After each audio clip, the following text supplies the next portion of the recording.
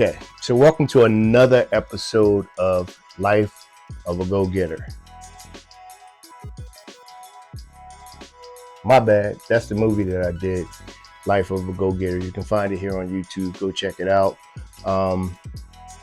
But this is a series about life of a videographer. And we talked about quite a few things. Gave y'all some of my past experiences. Gave you a little knowledge about videography. And today I just wanted to talk to you about gear.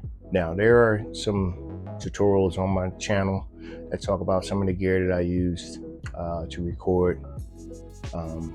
But on this series, I figured I'd go into, because there's probably a lot of people out there thinking about grabbing a camera, going out and recording concerts, maybe comedy events, or maybe like plays or anything in that nature. Now, if you're using a DSLR, it can be a little tricky unless you at least have 2 to 3 of those, because I mean, nowadays they say your DSLRs can record over 15 minutes, over a half an hour, up to hours, I guess. But even then, it's a DSLR, small body, and they do still overheat if they're constantly running.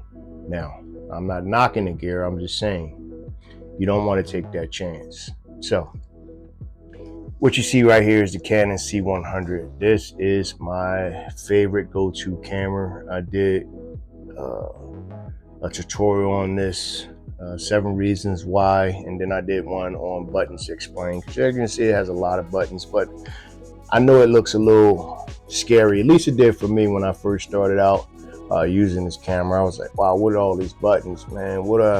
So again, buttons explained, check it out.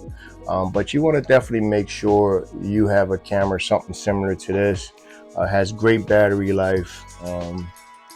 It has, a headphone jack, which is very, very important. Bring you some headphones. You do want to monitor your audio. Now, I have made the mistake of doing a few interviews and not having no headphones or any jack to plug into. And that was a lesson learned. I got home and the audio was kind of screwed up, but luckily it was just one channel. I recorded in stereo, so it wasn't mono, it wasn't just one channel, it was both left and right, and it just wound up being the left channel that had the noise. So it might have been something in the cord, maybe I didn't press it all the way in or something, but luckily I was able to delete that left channel and copy the right channel down, and now I have my left and right. So I use a good clean signal. It worked. But if both signals would have been messed up, left and right, I mean, back then it probably wouldn't have been a way for me to actually fix the auto recording. I mean, nowadays you got some filters you can run it through. They seem to help, but I wouldn't rely on that. So I know you're probably thinking, well, I don't want to go out and get a camera like this. I'm happy with what I'm shooting with, right? And it might be a DSLR. So at least go out and grab you something similar to this. All right, this right here is a life saver. You have your XLR inputs here, you have your headphone jack, and then you can plug this right into your actual camera. And then you screw your camera on here like you were screwing it onto a tripod, and you got all the features you need. You got these so you can control how loud something is.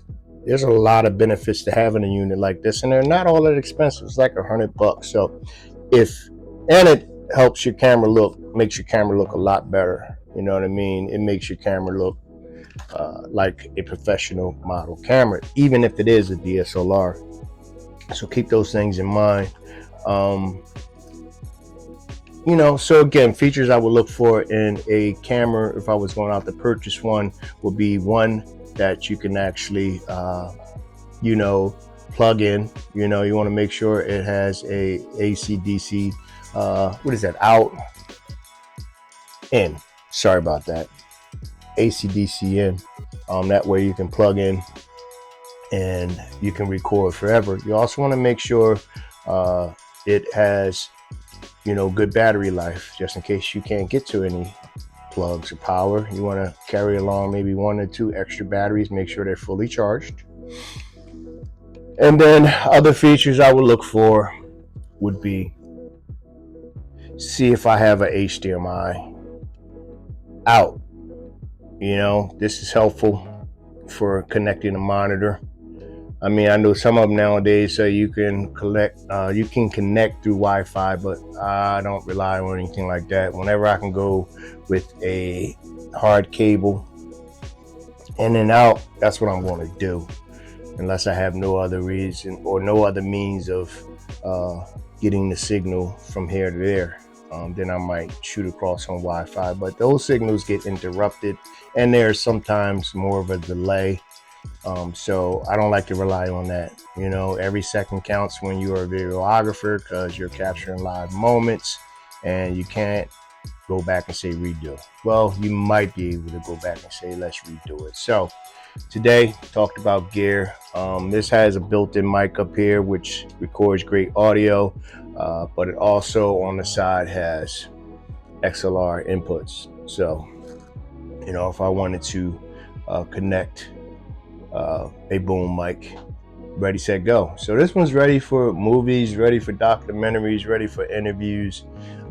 It's everything you would need. It also has this other great feature I talk about a little bit here, is these built-in filters. There's no need for me to screw on a filter if I'm outside and it's too bright, or if I'm inside and it's too bright and I don't want to stop down my shutter, because you always want to double your shutter speed to whatever frame rate you're shooting at, so you get just the right amount of motion blur. All right, so you don't want to do that. The thing you would do was just put a filter on and knock down that light. All right, so we're coming up on 7 minutes, and I don't want to make this a 10-minute video, so I hope this helps for today's life of a videographer.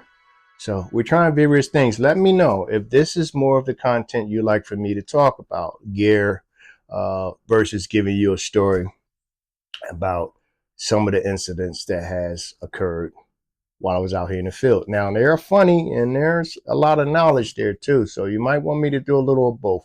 Just let me know. And again, remember to capture those moments and do the best with what you have. To the next video, y'all. Peace.